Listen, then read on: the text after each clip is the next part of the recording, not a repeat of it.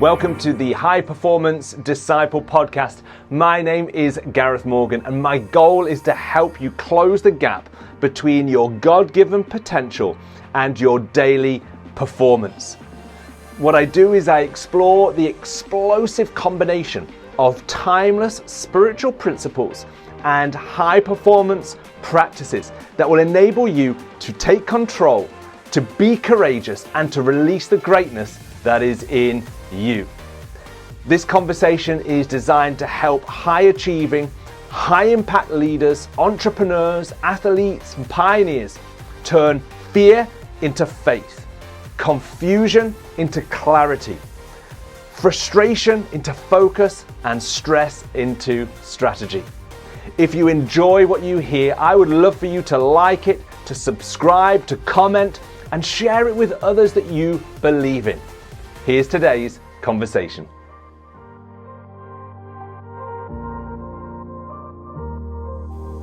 Well, welcome to episode 2 of the High Performance Disciple podcast. It's great to come back for episode 2. And if you listened to episode 1, then thank you. It was great to finally get started on this journey. But I'm so pumped for this session. I've got so much that I want to put out there to help you, to come alongside you, and to share from my own experience of somebody who is a high achiever, high performer, wants to make an impact, have an influence in this world. And from a faith point of view, believe God wants to use my life to have an influence. But there's no doubt about it. It comes with a cost. I mean, let's face it, like if having an impact and an influence didn't have a cost, then everybody would be doing it. There's a cost attached to a level of expectation that we place upon our lives. And how we handle that is key. I know if you're a high achiever, if you're a high performer, then managing your own expectations is a tension that you have to manage. And I've been having some coaching sessions recently as I coach people in different walks of life. I've coached people within professional football, within the business world, within the faith world, people who are in law, people who are in music, in various pathways of our society. I love it. And I've come to realize that recently in my conversations that this whole issue of expectation and handling our own expectations has risen to the surface. And that's why I wanted to share in this episode, because this has been a pain that I've had to manage. So I guess if you want a title for this, then it's a question. And the question is, am I a victim? Are you a victim of your own expectation? Am I a victim of my expectations? I shared in episode 1 the journey that we started to go on whilst we were living in London. And I want to share a quick scene out of the story before we moved to London. And one of the key things that was resonating inside of me before we had the conversation, me and Leanne, about uprooting our family and moving our family from where we'd always been rooted, was that we really felt that we needed to go into a fresh space and place to reimagine what church was all about, and how the business that I really felt I was carrying in me at the time, that wasn't properly active at the time, but how that would also play a part in delivering an impact and an influence in society. And sometimes, you need to go into a fresh space and a fresh place where all the familiarities are removed and you can begin to experiment. And I think this is a key point. I wasn't planning on saying this. But when you're a high achiever, very often the challenge we have is that we want to get things perfect right away. I think John Maxwell calls it the perfection gap. And being aware of that is really important because, again, perfection is essentially an expectation that I'm placing upon myself. Unless I hit perfection, then it's not good enough. And of course, the challenge with that is that's often linked to our own perception of our self-worth. So, hey, if what I'm doing isn't good enough, then, hey, I'm not good enough. And that's where the vicious cycle can begin. But I realized that actually I have to embrace experimentation. Anybody who's had an influence or impact in the world, especially, positively, has gone through iterations of experimentation. If we impose perfection as the standard on everything that we do, then we reduce the space for creativity. And creativity is essential. Failure is an essential journey that we have to go on, that we have to manage en route to delivering our impact. And I'm going to talk a little bit more about that because the expectation that we have is something that ends up preventing us from thinking outside the box, from thinking beyond our own experience. And think about it this way, it's a contradiction. If we want to deliver a unique impact, have a unique influence, because we're unique individuals, each and every one of us, then of course what we deliver is not going to be the same as something that we've seen before. So this is the contradiction. And when you talk about it like this, even as I'm talking about it with you right now, like, it makes me realize how crazy sometimes my internal narrative is. Here I am reaching for perfection to create something I've never seen before. Well, how do you create something that is perfect that you've never seen before? What does a perfect version of that look like? Can you see the challenge? So back to the story, when we went to London, it was really about getting into that fresh place and space and to reimagine how we could impact the society through the church and through business. And it's a two-edged sword because it sounds exciting, and it was. Like reimagining something. The phrase that I used at the time, and we kind of joke about it a little bit now because it's the phrase that the eyes roll in our family sometimes when we say it, or that we kind of only do it in jest. Starting from scratch. That was the phrase. Like, we really felt it in our spirits. We need to start from scratch. And of course, starting from scratch sounds great the first time. But after year 1, year 2, 5 years in, 6 years in, when you still feel that you're starting from scratch and you don't feel you're making progress, that's where the expectation pain comes in. Like, how do I measure progress? Will I ever see progress? Am I out of my mind? Am I crazy? All these thoughts go through your mind. And so, of course, you set off on a journey with this enthusiasm and passion, like reimagining my life, reimagining my future. And maybe you're at this point right now. Maybe you're at a stage, season in life where you're about to go on a journey of reimagining. And maybe you're pumped, maybe you're excited. And I want to encourage you, please be excited. Please be enthusiastic. It's important. If we live our lives driven by just a sense of responsibility, in other words, I've got to get it right. I've got to get it right for my family. I've got to get it right for everybody around me. That crushes all enthusiasm. We've got to be driven by passion. Yes, be responsible, but driven by passion, a love for what you do.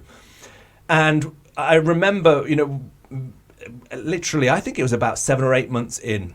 It was in April 2015.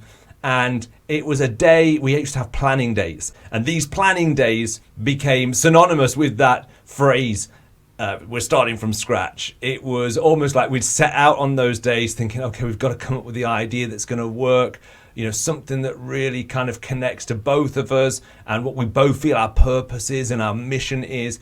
And it became such a painful process.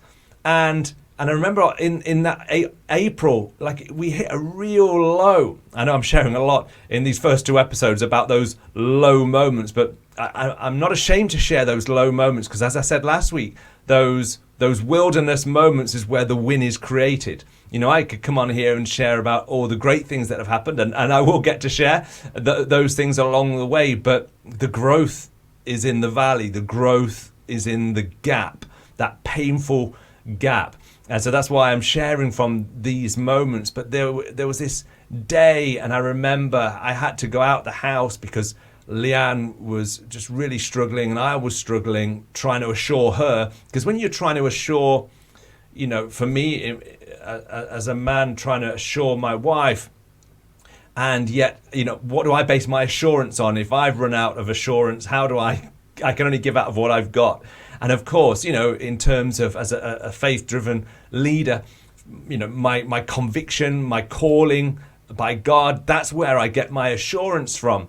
But sometimes it's easy just to believe I need something more than that. I need a plan. I need the idea. I need some level of guarantee that this is going to work. And I remember kind of going to where the Greenwich Meridian line is in Greenwich. That's where GMT is measured from across the world. And I remember walking to the observatory tower and literally just like praying, like calling out to God, saying, God, like I need some assurance. I need some guarantee that I can give to Leanne. That's my responsibility. I need some guarantee even for myself, my own sanity. And I remember like lamenting to God, saying like, I didn't expect it to be like this. But in that moment, I'd like to say to you, like a plan descended from on high. Like some guy walked past me I'd never met before and handed me like a document, a USB stick with a plan, and then that guy walked off into the distance and disappeared before my very eyes. That'd be an amazing story, wouldn't it? It'd be a great film. But that didn't happen. I still had the same questions, and sometimes, again, from a faith point of view, God leaves us with questions. Because actually, the questions that we currently have are subordinate to the bigger questions that we need to be asking. It's almost like God's waiting for us to ask the right questions. Because if he just answered the questions that we're currently asking, he would limit the dream that we're capable of delivering. So think about it this way. Sometimes like we blame God or we blame the world or whatever it is that you blame when you're not getting the answer, but maybe we're asking the wrong question. And I learned something in that period that I need to differentiate between expectation and anticipation. Let me take you to another analogy before I jump into like a Bible verse that kind of speaks to this. And it's the program that I love. Now, wherever you listen to this may not translate, but there's this program in the UK. I believe it's been transported and ported to other countries. It's called Grand Designs, and it essentially follows the journey of people who make a decision to build their dream house, like their forever home. And they have kind of some crazy ideas of restoring a castle that's been derelict for like decades. Or I've seen people kind of take a lifeboat launching tower and turn it into their home. Like places that shouldn't be houses end up becoming houses, and people go on this incredible journey. And again, like me and Leanne and like you, they set out on a journey. They've got a dream. They've got a picture in their mind. And people will tell them it's crazy. People will tell them, like, why are you doing that? Why are you leaving the comfort of what you've got now for something that may not even work? But you just know, like, I have to do it. And it follows all of these people who are almost like discharging their responsibility to try and deliver on a dream that's going to push them to the edge. And it's interesting because every story follows the same kind of pattern, even though there are kind of differences in details. But, there's that enthusiasm. In the UK version, there's this chap called Kevin MacLeod who comes along and, his job is to kind of like question them and almost to find out and help them to come to realize some of the pitfalls that they're going to face. Usually people say, hey, I'm going to project manage it myself to save them money. And like he asked the question, like, have you ever done that before? And usually the answer is no, or yes, I built a shed once. And basically, like, he's almost casting doubt in the minds of those that are building the house. And you can almost see this enthusiasm in that conversation being tested. And they're almost like convincing themselves, like, oh, no, we'll do it. We'll do it in like 3 months, when like he ends up saying this should really take you 2 years. And yeah, we'll do it on 100,000, when actually he's like, this is going to take you in excess of 300,000 or 3 million or whatever. And so you can almost see them being tested, but their enthusiasm is carrying them through. But then about 15 minutes like into the program, they hit their first problem. And their first problem is usually very early on, and their first problem is usually very costly, and their first problem is usually foundational. In other words, it's something that was under the ground that they had never anticipated, and that the builders didn't know when they costed the project. And often you see times when the builders end up pulling out. They say, hey, do you know what, we didn't think it was going to be like this, and they bail out. But the people who've got this dream, they can't bail out. Or they could, but they've got something that everybody else hasn't got that will drive them on. But there's this question at some point in the program for most of the people involved, which says, I didn't expect this. I didn't expect it to be this difficult. If I'd have known it was going to be this difficult at the start, I'm not sure we'd have done this, or we wouldn't have done this. And of course, they're speaking out of pain, they're speaking out of emotion. But there's this expectation gap. This is how I thought it would be, and this is how it is. And the gap between those two spaces is pain. Now, I want to take you to, because this is a high performance disciple. I said before, in the Bible, there is a code of success that we can all learn from, whether we subscribe to the Christian faith or not. And of course, if you're a Christian and have that relationship that unlocks a sense of significance in you, that you're called for something significant that God wants to use you for, then of course the Bible becomes God's letter to us. It becomes part of our daily walk, our daily conversation with God. And so I mentioned last week John the Baptist. I'm going to mention him again, but I'm going to mention John. I mentioned him last week in Matthew 3, I think it was, at the point when he was preparing the way for Jesus, the Messiah, and he was kind of in the wilderness, listening, hearing from God.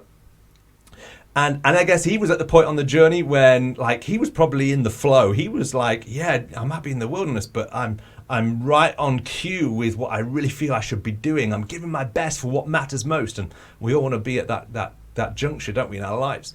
But let me tell you now, a few chapters later, he was in that moment that the Grand Designs people are on, and that we were on in April 2015, and maybe you're in right now. And Matthew 11:3 says this. John is in prison, and he sends a message to Jesus. Okay, so John's in prison, not knowing like what his future holds, potentially facing death, which of course ended up happening. But he says this. He says, "Are you the one who is to come?" To Jesus, or should we expect someone else? Now that's interesting. Like, in Matthew 3, he's proclaiming, prepare the way. This is the Messiah. In other words, absolute conviction, enthusiasm. This is the one, in the flow. Matthew 11, sending the question to Jesus. Are you the one who is to come, or should we expect someone else? Now, as I read that, and other people may disagree, but as I read that, what I'm reading is the pain of expectation. Like, okay, I'm in prison, and I helped to prepare the way for you, Jesus, and this wasn't how I expected it. This isn't what I had on my agenda. And that expectation gap, in fact, the word is used, should we expect someone else? Because right now, you're not fulfilling like how I thought it would go. And Jesus replied, go back and report to John what you hear and what you see. The blind receive sight, the lame walk, and those who have leprosy are cleansed. The deaf hear, the dead are raised. The good news is proclaimed to the poor. And so Jesus kind of reports back, actually, as a result, John, of your role, like, look at what is happening. But you have to manage the fruit of what's happening with the pain of your current predicament. And And I want to say here, like, what I've learned, and even recently I've had to remind myself here, okay, how do I manage the expectation gap? I've got to trade, now get this now, I've got to trade expectation for anticipation. I've got to trade expectation for anticipation. And I'm going to just give you 5 quick reasons why and what the difference is between the two. And it connects to what I said at the start, which is, you have a unique calling on your life. You have a unique job, assignment to carry out. And it's something that you feel you've got in you. I talk about the more that's in you. Okay, so again, regardless of your religious persuasion, faith or no faith, like we all feel we've got more in us that hasn't come out, that the world hasn't seen yet. Like, that more is something that we feel, but often we can't articulate. Why? Because it's at the core of us. It's in our spirit. And our spirit is the core piece which sits beneath our subconscious, and therefore we can't rationalize it. We can't articulate it using our human comprehension. That's why I believe it's a supernatural, divine part of us, made in the character of God. And 1 Corinthians 2 verses 9 and 10. This is one of the first Bible verses that I learned as a teenager, and I've taught it to my children. No eye has seen, no ear has heard, no mind has conceived what God has prepared for those who love him. Like, in other words, like, you haven't seen a version of what you're carrying. You've not heard about it. You've not even conceived yet what it is, what God has prepared for you. Now, again, like, if you remove God out of the equation, then let's talk about your potential. I believe your potential was put there by a divine God. You may say, well, there's no God, but there's potential. Okay, so you've got unlimited potential to produce change. And that change is something you've not seen yet, heard about, seen, or thought up yet. So having an expectation of what that is right there the contradiction. So I need to learn how to switch from expectation to anticipation. And the good news is, that verse goes on to say that God will reveal it to us by his Spirit, or he has revealed it to us by his Spirit. In other words, he's not hiding it from us, he's hiding it for us, and it will start to rise as we journey on the expedition of understanding more about the person we need to become, that will converge with the outcome that we're carrying inside, because our future is waiting for our character to catch up. Ephesians 3:20 says, now to him who is able to do immeasurably more than all we could ask or imagine. In other words, again, what is that more in me? It's an immeasurable capacity and capability to do something powerful. Okay, and again, for us as believers, it's God's power in us. So that power is not just like a human potential. That is a divine potential that has been invested in us. So, okay, how, Gareth, then let's get practical. How do we start to switch from the pain gap of expectation, which ends up trying to perpetuate things that we've seen before, and build anticipation that will actually give birth to the future that we've not yet seen, but we know that we carry? First one, very quickly, is this: expectation forms the outcome, anticipation finds the outcome. Think about it. If let's go back to the grand designs analogy. They're immediately before they've started to break the ground, they've formed in their minds an outcome because maybe they've seen somebody else do it. Maybe they've watched the program before and they thought, hey, that'd be a great idea. Let's go and risk everything and try and build our dream home. And so they've seen something before, and so they're kind of looking for something a little bit like this. So they've formed the outcome based upon experience. But what we need to switch from, and how do we switch it? What we have to do is actively surrender. Actively surrender. In other words, it's going to naturally happen. You're naturally going to try and and reproduce what you've already seen, even though, like, rationally, you're not trying to create something that's been seen before. You're trying to meet a problem with a new solution. So, of course, it's something new. It's something unique. But we have to cultivate a sense of anticipation. And I cultivate anticipation by actively surrendering expectations, saying, well, it could look like this, but I'm not going to hang it on this. And I remember kind of looking into the whole journey of Facebook and Mark Zuckerberg.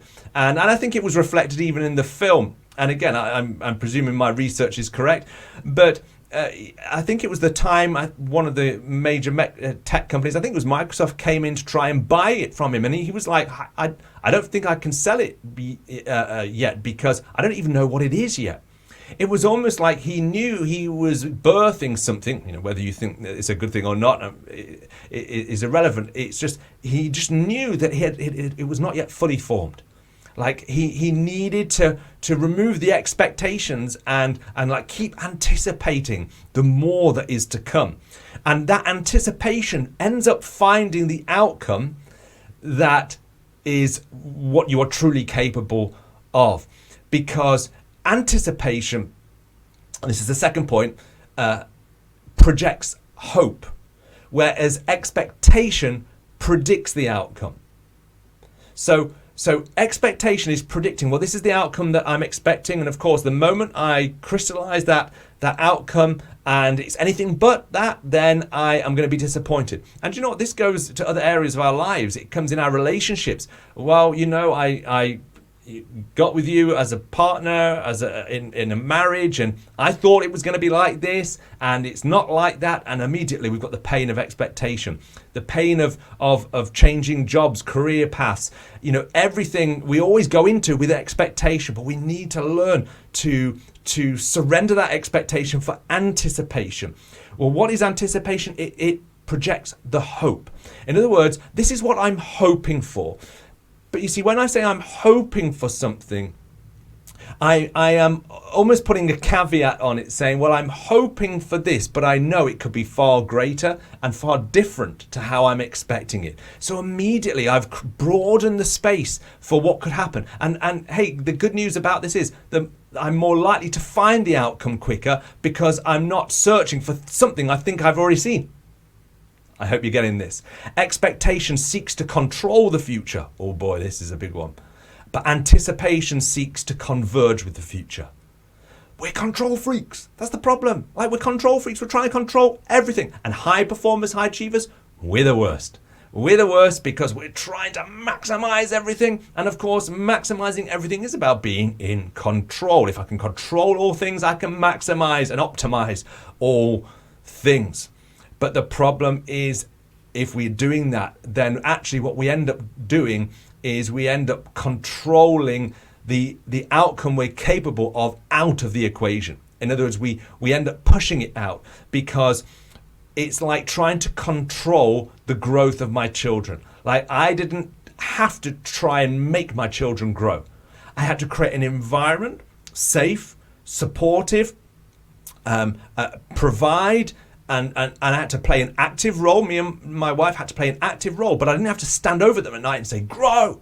Like, why aren't you getting bigger, faster? Like, imagine if I was doing that, you'd be like, those people shouldn't be parents. Like, why? Because we had to anticipate their growth. I wonder what they're going to look like. I wonder if they're going to be more like you, Leanne, or more like me, or a mixture of both, or are they going to have this trait or that trait, or none of those traits? Like, again, that's hope. Like, our hope for our kids is not about controlling their future. It's about helping them to converge with the future that they're capable of. Can you see the difference? Like, the journey is a whole lot more enjoyable when you're anticipating. If you're living a life of expectation, you're almost like on the edge of your seat thinking, is it now? Is it now? You're on a fast route to burnout. Okay, point 4, expectations are created through an earthly mindset. So I'm going to put the kind of the faith aspect on this. Expectations are created through an earthly mindset, but anticipation is created from a heavenly mindset. Again, as a believer, as a follower of Christ, Jesus talked about his kingdom. And he said, when you pray your kingdom come on earth as it is in heaven.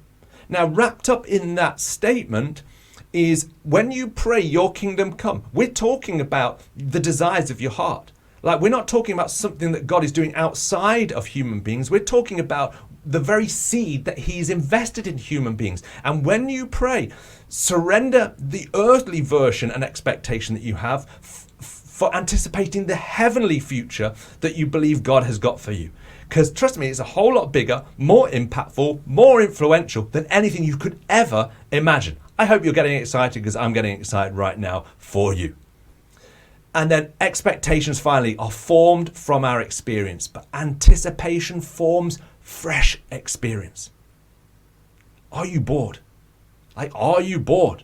Or are you sick of seeing what you're currently seeing?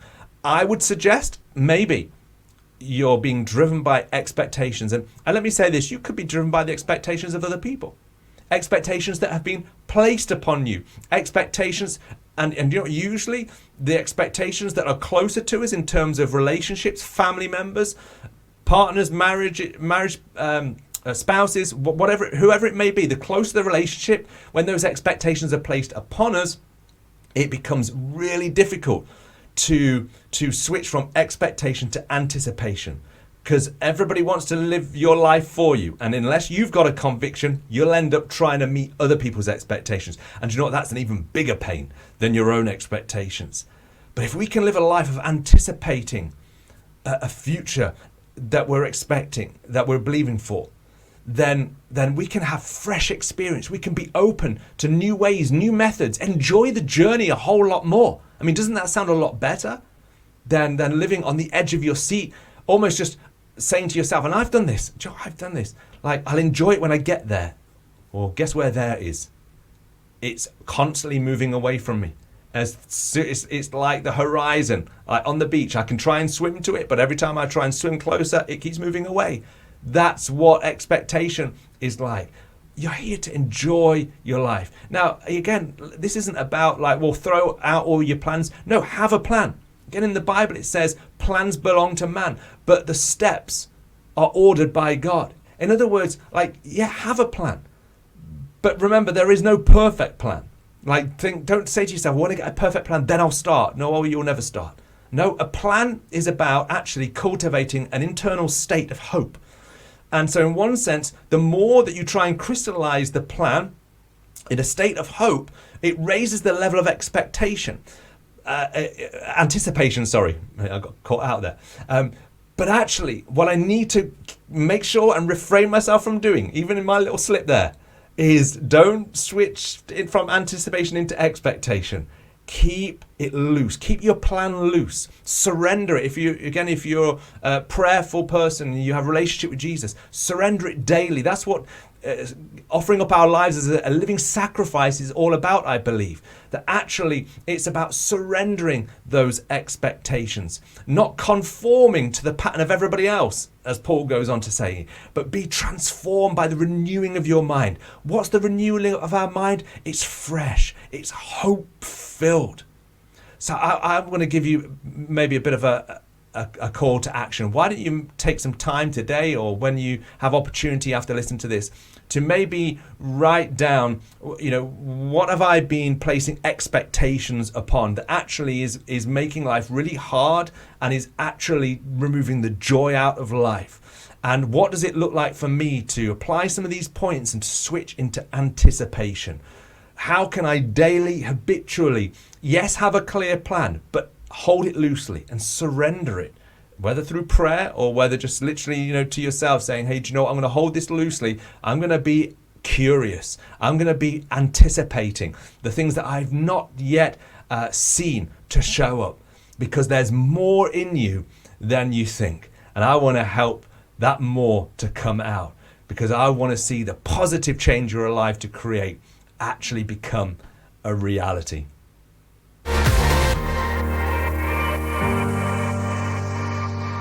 I hope today's episode was helpful to you. You can get more by subscribing to my channel, and I have more content and tools that can help you on your journey if you'd like to head over to garethmorgan.tv.